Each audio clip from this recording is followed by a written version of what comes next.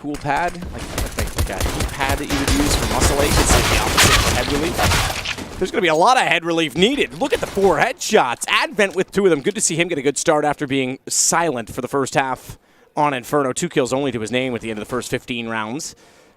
It's still, though, ENCE with the advantage. Sergey tries to jump away. Advent finds him. Nearly gets a 4th as well. Spectacular start isn't enough. Freeman was pushing over toward the B tunnels. He's ages away from the site. Really stalled that one out and gave a chance for ViCi to find some kills in the fray, but not to be the case. And now coming through connector, very low on HP, 30 points to his name. No defuse kit, so finding both these kills and getting the completion of the defuse is going to be difficult, but Ariel's going to put a stop to that before he can even get close. Another headshot, and that'll be the first round on the board here for ENCE. Starting strong with the pistol. We'll get to see these type of rounds that I'm talking about coming into fruition. There was a couple of things. ENCE have obviously been adding a lot of things. They've been changing a lot of things as they've been progressing as a team. Even from the minors to when they played in the major, I remember watching with Natu, and I was talking about they had an Antico round and they went Ivy and they got destroyed. And I was like, Natu, they run that same Antico every round. And he's like, every time they have an Antico round, he's oh, yeah, okay. And then they adjusted that going forward. So, you know, they were always learning, they're always adjusting, and there's obviously lots of holes in your game here, but ENCE are doing the best at plugging up as many as they can. They've gone fast out onto the yard and through Ivy. We can see Alu with the MAC-10 and X7 as well. He's made it out through the cutout. Kills going down all across the board. And Advent now last man standing, thinking, what has happened on that outer yard? Everyone's been obliterated, and now my force buy, the call that I've made, has really given me no chance to be effective. And maybe he'll just hold on to that CZ with the armor. It's one of those things that's so difficult to be a really good team in Counter-Strike now, like at the top, because you need a million different variations of things. You can't just do the same thing every round. You can't do the same thing every game. There's so many matches of Counter-Strike going on. You need to continuously update your playbook. You think about teams who got burnt out and weren't able to adjust on the road. It's like Mousesports, for example. They were playing tournament after tournament after tournament. They never had a chance to continue to grow their map pool, their playbook. Their only good map for such a long period of time was Mirage. And then when they started to taper off, even their Mirage was getting counted because it was their best map. So if ENCE are able to play in such a tournament circuit like this and continue to innovate, continue to add, continue to stay, you know, one step ahead of the teams below them, then that's how they're going to make sure that they continue to stay within the top 5, the top 10, whatever you'd like of teams in the world.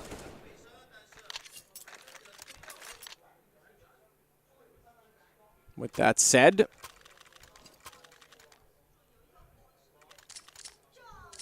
it's ENCE stretching out early with Alu staying on, despite having enough for an op. I was about to say glass cannon. It would be if he didn't already have the armor.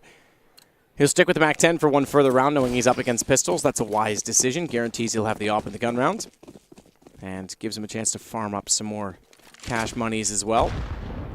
Real. AK already out. Double nade thrown toward him is significant, and it might be even more so if Advent is able to get over top. But thankfully, for the sake of the low HP Ariel, he's got his teammate behind him watching, but he's stepped wide. Gives himself up. Sergey can't trade it. Luckily, Ali will be working in from Ivy to do so. And again, that builds him the money on the SMG. Sergey E-Box, Alu swarming inside of the site, all held together. In fact, a team kill to help them out. I was wondering how that happened so quickly. Zilking took down his friend, or former friend. I'm sure they still are. It's quite nice that that's not as detrimental as what it used to be. Yeah, in terms of the money? Yeah, that used to be insane. Yeah. So that's a little bit lighter of a punishment right there. So the pie will come in. Kaze has the AWP, as you were alluding to. We'll have a smoke grenade as well to work with. On the other side of things, Alu's picked up one. MAC-10 will be kept for X7, so let's see what type of approach we get coming out here. It looks like the opening smokes. Expect to see these a lot from ENCE. The land, the 5 lane, and the E-Box covering off the position. And there we go. Alexi B's pushed on out. He's been taken down through the smoke, though. He's not been able to get anything done, but Ivy is where the real damage is, as 2 players have been able to get on out, find some territory, and get shut down, it appears, as ViCi are dealing with this quite easily. Zilking backing off. Baits them straight into Kaze. Down they go. So Alu now will finally upgrade. Lots of money left over for ENCE. He might even get dropped an AWP, yeah. Alexi he could, yeah, you're right. X7 can drop it to him. And you called it right, because X7 does exactly that. Gets him a heck of a lot more utility.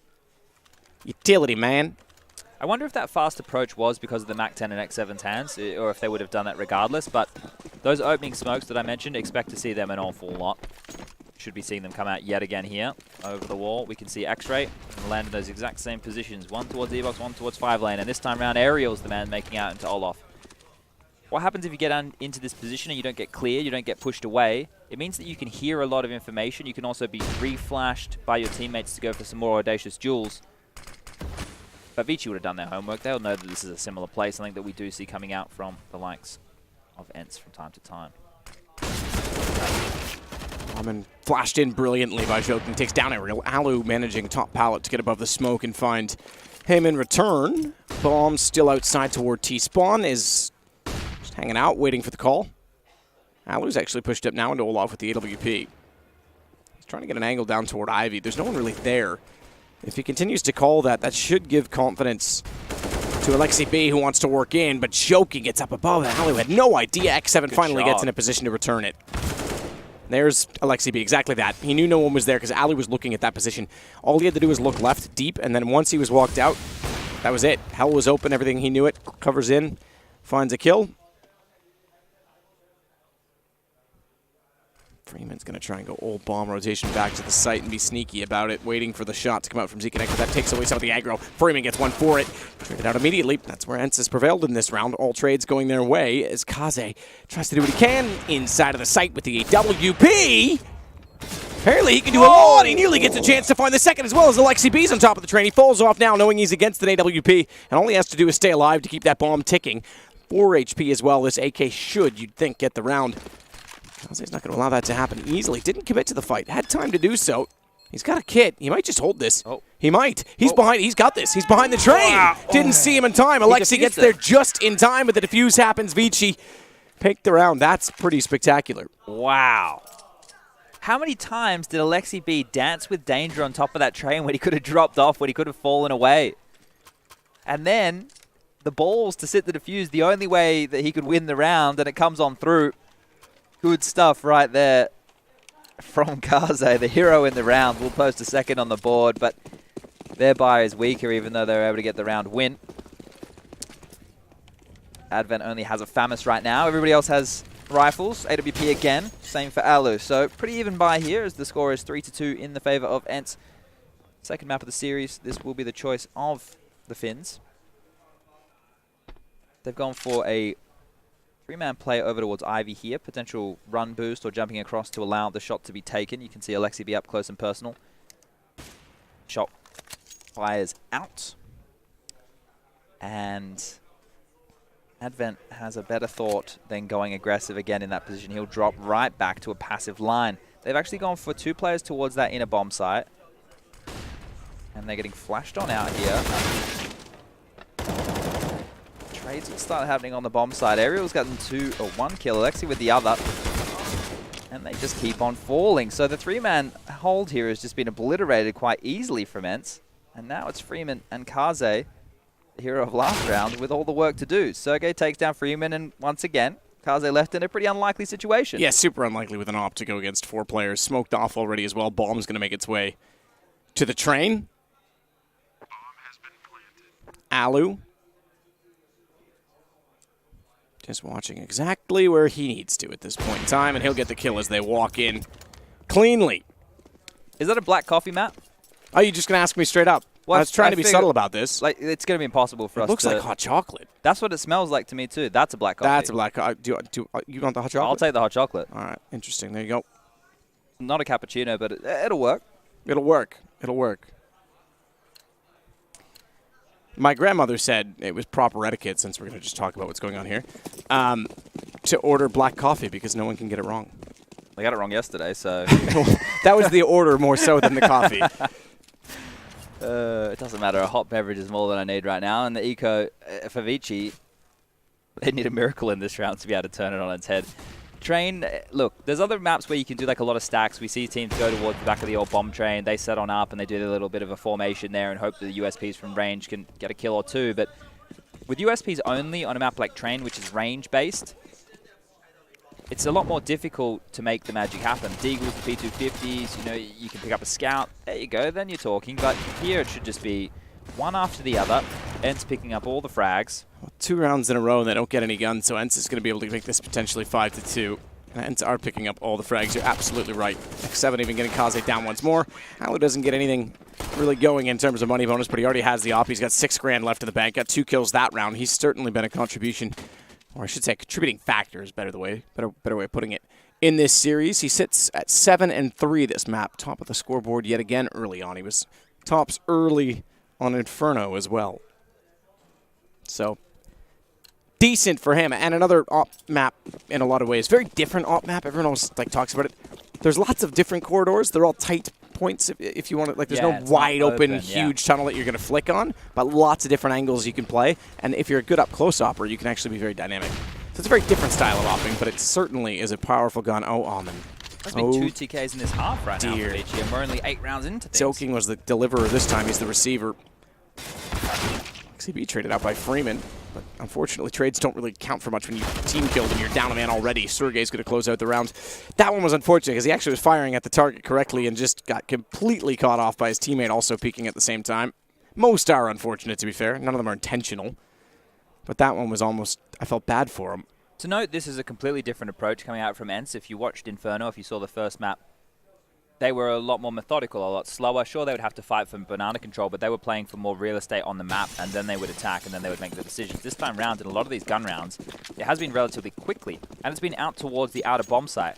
And we talked about conditioning a lot over the last couple of days. What that'll do, at least in future gun rounds, is force the likes of ViCi to play 4 players early towards that yard. They have to respect those opening smokes, the E-box and the 5-lane smoke, and they have to lean, they have to clear, they have to make sure that there's no impending threat straight away. And that's going to allow an avenue for ENCE to go for really quick contact plays or explosions towards the inner bomb site. Gives them a chance to bait out a lot of utility. So they've done a really good job by setting the pace early. And you're going to see these factors actually carry on through the entirety of the match because ViCi have to keep all these little details in mind. And that's not even on top of the individual duels, the way that a player jiggle peeks a corner or how he baits out your nades. There's so many different layers to Counter-Strike. Difficult to point them all out, difficult to watch them all. But definitely something that everybody should be able to appreciate and respect to some level. And now ENCE are going to be scurrying on over towards that inner bomb site. There's 55 seconds left on the clock. All 5 players remain for both sides.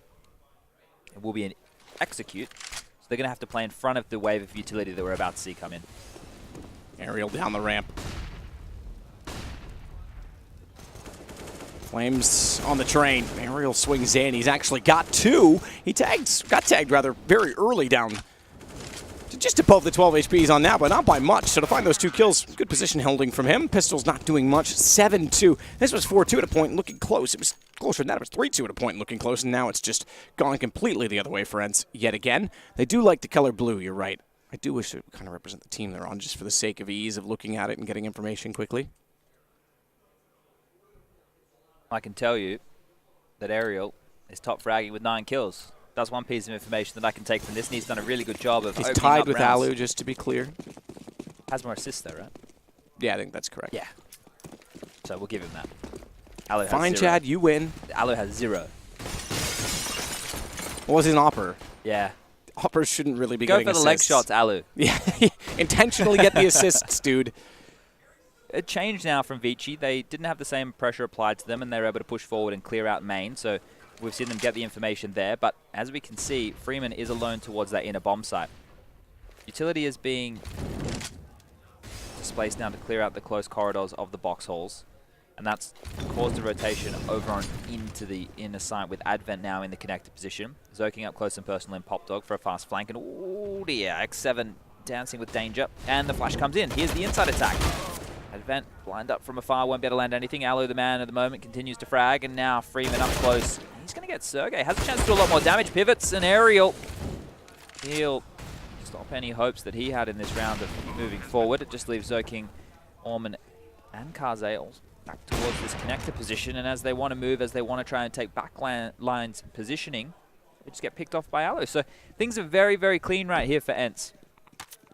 They're doing a great job. There's a lot of different changes, a lot of different looks that they're offering up, and X7 even wants to go for the hunt. They want to take away these guns.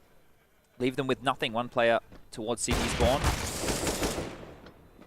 Nearly got caught out for it. Almond, the last alive now, should be going down momentarily. The bomb ticking, and I don't think he'll even save the weapon. M4 back toward the back tracks.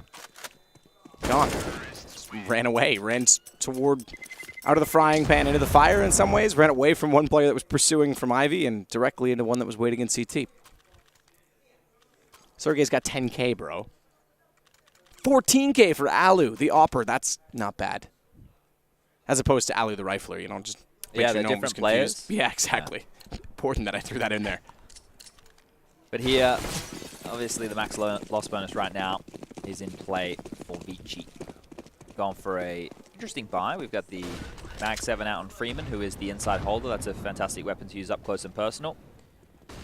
Working with an MP9, another close range weapon, UMP for Orman, a little bit more versatile, and then the P250s, which are, in my opinion, one of the most cost-effective pistols that you have in the entire game. $300 for a weapon that can do that much damage. If you can wield it wisely and hit some big shots, then you're looking pretty.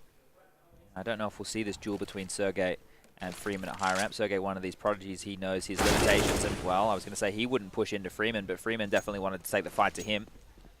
Gets the shot off, but not enough damage, and now Sergey will take control. He's going to drop one in and still recovers. That's the B-bomb side open for business, but King's actually cut off the rest of the team from his position right now. It certainly has.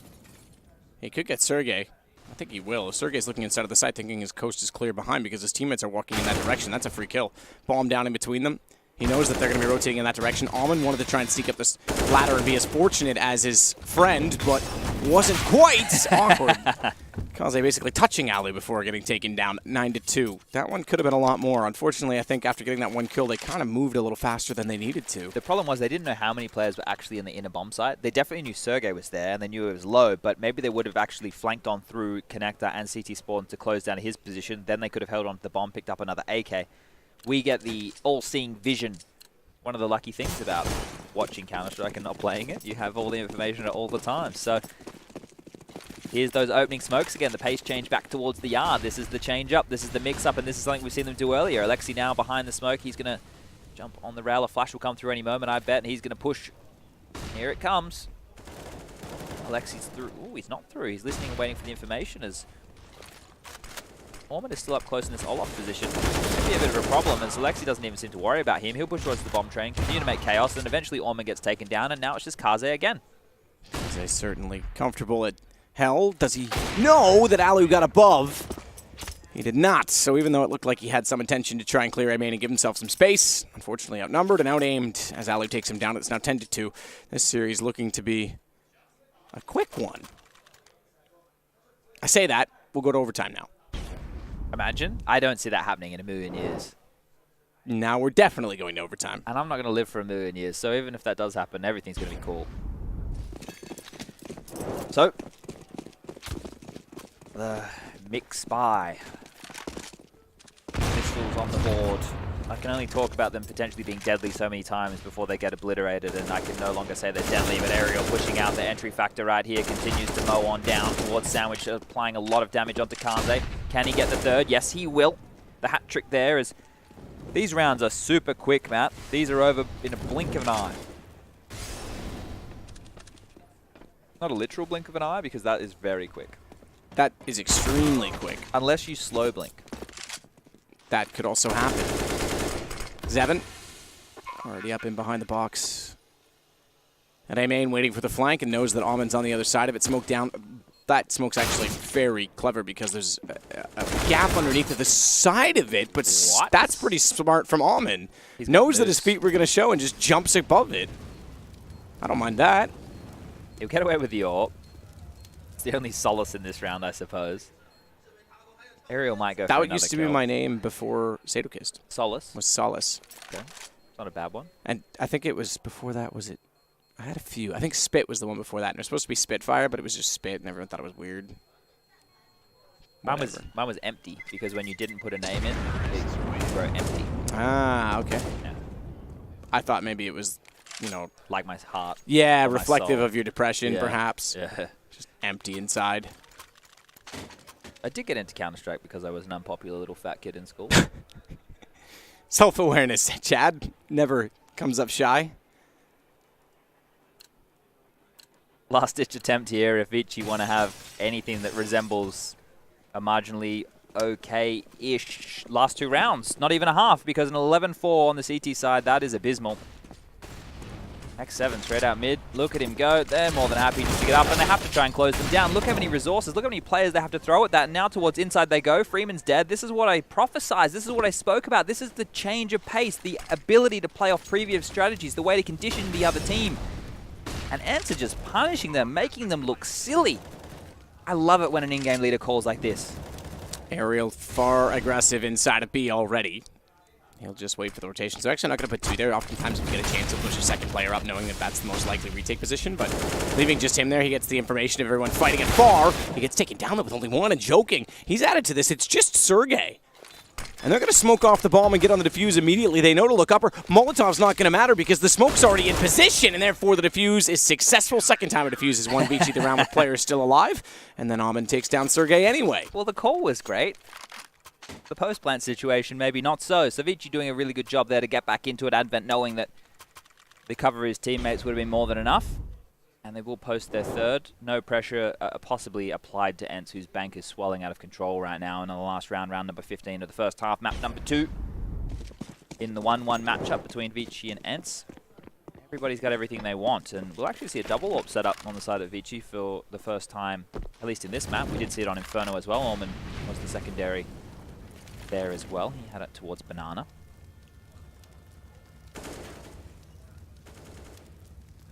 After you're winning by such a big margin, you know, sometimes you can get a little bit like lazy in your approach to things. I'm not saying that ENCE did in that round. I'm just saying once everything seems to work, if you go fast, if you go slow, no decision goes against you. Eventually, you're going to, I guess, take it for granted that you can get away with it every time. Now, X7 using his utility wisely will be able to jump across. The flash actually didn't blind up Orman, but the sliver of a gap was too difficult for him to do that shot. Nade's going to land and do a decent chunk of damage. That's 47 points of health they're taking away. Okay. Yeah, works. Almond's got aerial. Alu immediately has him back, however, so the op goes one. And then the other. A swing of the pendulum for each side. Advent waiting with the smoke down. Backs off the position. In fact, a lot of noise as they rotate the second player into that area. As Kaze comes over with the AWP, that running may have been the signal for 7 to try and push through, but it's not. Instead, it's the bomb that goes down on the site. Trade it back. Sergey lines them up. Advent falls behind him. Forget the bomb. This could come to kills, and probably should. Freeman, the only one left, heading toward Pop Dog. Spotted. Alu has the shot. 12-3 at half. That is the comeback score, Chad. This is so commanding right now from ENCE. Now, obviously, if you rank these teams next to each other, you can see that there's a reason that ENCE are considered one of the best teams in the world right now. One of the favorites of this tournament, I guess people would say, alongside Na'Vi, who have been faltering somewhat. But I'm glad they've gone back to just that classy style of fundamental Counter-Strike and ABCs, because it's the CS that I really like to watch. Sure, it's not as exciting as seeing Simple win a 1v3 or getting a Deagle round done and really causing a mess. Look at this graph we have up right on the screen. You can see how many players were alive in the majority of the rounds that ENCE were winning, and this shows you that a lot of these situations, not close at all. Contrastingly, ENCE have rounds they're losing where they're having to save guns. They're having rounds that they've survived. On a few of the rounds that they won, they had hardly any players alive at all. So, very dominating right here. And as we get underway with the second pistol round of this map, it's going to be 5 sets of Kevlar on the side of ViCi Gaming. And an Ivy push comes out right here. X7, he unable to get any damage done. He gets taken down, and now Kaze continuing to push forward. Will dink on down Alexi B, who's left on 2 HP. The kid will drop as they've been pincered from the outside yard, and things are starting to look good for ViCi. Alu nearly catches one, rotating through Freeman. Instead gets aerial. Sergey trying to follow up. Does get Freeman down. Bomb is planted, however, and it's just he and Alu together that's trying to work back inside of the site. Sergey is the one that has probably the most potential at 74 HP. That's tagged down to 60. He's got to draw some attention, as well as teammate only just getting in position behind him. And that means both walking in from Z, and Alu low. There's no element for him to flank off the aggro that Sergey is creating, and I don't really think they're going anywhere in this round. I think ViCi's going to find their fourth. That's confirmed now. Kaze gets both. So in map number 1, after ENCE were unable to convert the pistol after having such a commanding lead, they opted to take a conservative save. Curious to see if they do the same again here, because that will really show you how much of a leash they've probably been put back on by the coach. It's like, come on, guys, you know, let's really get stuck in here and go back to the basics and do Counter-Strike the way that at least the percentage plays would say. And it does appear to be that way. Now, individually speaking, there's some very good players on ViCi, some very talented individuals, but across the board, pound for pound, experience-wise, ENCE would have them covered, right? So in a force buy situation, you can make an argument, you know, ENCE can take the fight, they can go and take the jewels, and that's what they're doing right here with only pistols. I'm obviously alluding to the fact of doing it on a force buy situation, as Kaze doing his best to mitigate a bit of aggression right there with the SG. That's going to be dropped. They're going to get a chance to pick that up. Soga has two options. Throw that away, or hold on to it and try and save it into the next round. Minute and 25, bomb already planted. That negates the minute and 25 down to 40. Whatever. Look, who's counting? And then that actually gives him a chance to do that. So I think you could be onto something with saving, and I probably would. It's similar to an AUG, very different, but at the same time, same concept. Firing rate, obviously, and recoil, different. Yeah, it's not that much more expensive than an AK, but it's more the damage that they can do with it. Yeah, well, the CT certainly. I still think that the reason between like the AUG being popular and the Signot was strictly due to the AK's potential. This is a kill. Oh, he was just barely fast enough to check that. I don't think he'll expect to. Yeah, he's gone. That AK's gone. Ooh, once the AK over the SG, so that allude to exactly what you're saying. That's what I was exactly about to finish. The damage potential from the AK is still so much higher than that of the M4 versus the AUG that the AK was always going to be everyone's preference. Just the fact that the AK... I shouldn't say over. The potential's... It's the headshot potential. Otherwise, if you were spraying and body shots, the SIG's probably better. Carry on. Yeah, no, I was just going to say that I think the AK as an all-round weapon, it's the best. It's unarguably the best, right? Inarguably? Inarguably. So that's obviously why you see a lot of players leading to that over anything else, especially if you had a totem pole of guns. Obviously, the AWP being more of a specialist weapon would be towards the top, and then I think if you're just looking at rifles purely, be the AK, and then probably the AUG coming in next. Just drinking this coffee, I had to. I discovered that Tim Hortons, a Canadian company, is opening in China now. Oh, that's There's cool. A couple here in Shanghai. Irrelevant facts with Matt. It's because Burger King owns them now, so they're they're able to go a little bit more global. This is going to be an inside set piece right here, as we can see all the nades being thrown on through, and Sergey towards the low ramp. I was going to say had a chance. Good smoke as well, because Alu was about to take a stance toward the fact that his teammate had gone down. He still does find Freeman. That gives them a chance to push forward. And Ariel, the one that wants to do so, will back away from Zeke. A smoke on top of it, doesn't want to push through blindly. He'll fall off the ledge instead and wrap around the train. But Kaze's already got Alu, and that means Ariel has it all to do. Sprays into the smoke. Good post-plant utility, I have to say. By ViCi. Ariel does finally get one. No kits in play. I take that back. Alexi's got one, so they can still go for this. Zoking's going to have to hold off the bomb. He can. He's got a headshot potential, but Alexi's got the shot instead. It's all down to Alman. They could pull off this retake. They're already on the defuse. Alman, he's got a kit. He's got to be aggressive, but he can't. He's too slow on top of it because of the Molotov. He gets the kill anyway, but it's too late. Round's gone, and ENCE get their first of the second half. Wow. Okay, so we've seen a couple where players have been left alive in the diffusers. That's the third one of this game, and we're only 19 rounds in. Well, make that 18. We're just starting round number 19 right now. So, ViCi, threatening, but not deadly. Like drop bears, because they're not real. Anyway, just spoiled that for all the Australians out there trying to troll tourists in the future. But we will be seeing a buy come in from ViCi. Advent has a CZ75. They're going to be throwing some opening smokes out towards that yard. Defaulting across, Orman towards Ivy, Zoking in main, Advent and Freeman making the box holes clear, Sergey defaulting towards inside and getting that information as an anchor. So a slowish start to the beginning of this round. Obviously a lot more pace was used from ENCE in a bunch of scenarios, and flashes will come over. That's going to allow Zoking a chance to see if he can find anybody peeking a little bit too widely. That Molotov is going to give away the position of Alexi. Oh, he's not going to get the better of him. Alexi gets the kill. Orman will find the trade. That's very good work in spacing there. Ariel will now stifle any more of an attack, and this is where Orman has to come up huge. Orman trying to swing back in. Freeman, though. He's still fighting. Follow up with a second on top of it. That round would swing, but it was too good of the positioning from ENCE. 2 in a row now for them, and 2 to go for them to close out this game. Or 10. And we get overtime from ViCi. Maybe even a win, because ENCE is still limited to 14. Let's not forget. It's the penultimate point. I love how he just tried to shoot the op, missed twice. I swear, like, obviously in Source, if anybody played it, when you shooting rifle on the ground, it was super easy. Like, you just tap It used to be easy and go. right? I think they changed it and didn't say anything. Like, it's so hard to fire a gun across spawn now. It feels a lot more difficult to fire across spawn, that's for sure. Yeah, like the early days, it was easy. There's another thing I want to talk about. Maybe the viewers can start a Reddit thread about it. We can get some discussion and see if we can get some players involved. But it's like when you die with the bomb, right? The bomb obviously launches forward. Yeah. Now, we've seen a lot of occasions where it shoots over ledges. Yeah. Now, that's a mechanic which obviously Valve can tweak however they see fit. I'm just curious as to why the mechanic is that way. Why does it go so far? Why doesn't it just drop at your feet, considering it's an item that you can't actually move when it's on the ground? You can't shoot it. It's just stuck like a rock. I think that, yeah, I get your point. I think that if it was a backpack on a player's, like 1.6 where you could clearly see who had it, yeah, I'd be in favor of that. I find in CSGO, unless you see the blink, I don't often notice that it's on someone's hip. Sure. And if it didn't fling forward off their body, I probably wouldn't notice sometimes because it would just fall in the same texture and it would just fall on the ground. I wouldn't be able to see it without looking at radar. That's just me. What if it went backwards because it is on your back? You could do that, yeah. It should just go in the direction that the body goes. But that might be too hard to program. I don't know the physics and I'm not a developer. Sure. I guess like in other words, if you get shot in the back and fall forward, it goes forward. If you get shot in the face and fall backwards, it goes backwards.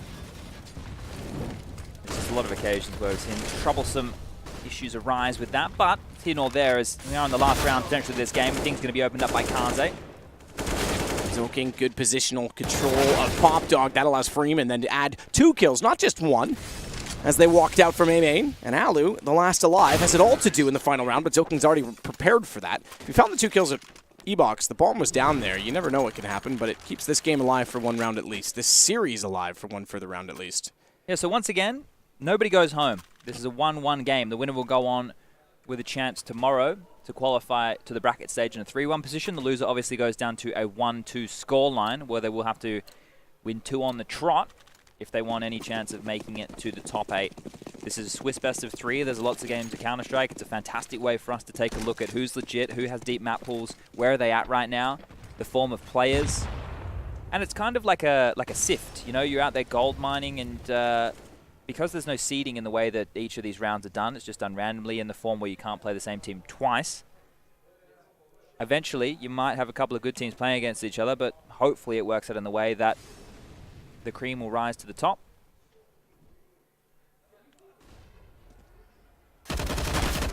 Shot out from X7 at long.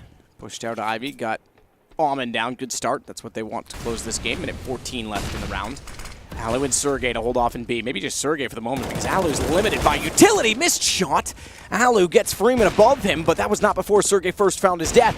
And Alu's going to follow it up further as he wraps back in. It's just causing an advent. He's going to do what he can with the AWP bomb planted. Good headshot.